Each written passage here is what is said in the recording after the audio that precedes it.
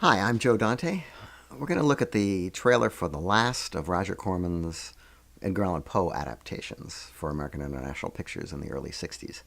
This one is Tomb of Ligeia. It was shot in England. I saw it at the Palace Theater in Philadelphia in 1965, early 1965, on a double bill with a picture called Moro Witch Doctor, about which I have no memory whatsoever.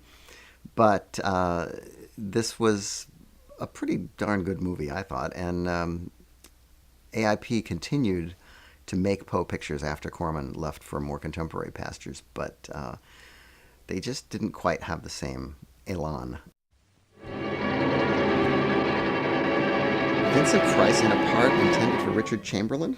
No, not the music lovers of the last wave. It was the role of Verdun Fell, the light-sensitive aristocrat mourning the death of his undead wife in Tomb of Ligeia, the last of Corman's Poe movies and the second to be shot in England.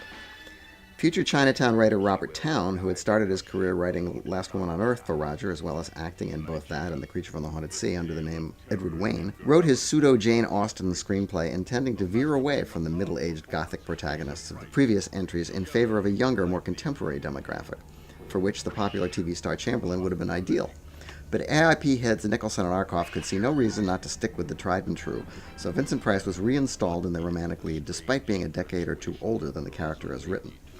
Nonetheless, Ligeia stands out as a most impressive swan song to Corman's Poe series, determinedly abandoning the studio-bound Freudian hallways and foggy graveyard interiors for the bracing realism of the English countryside.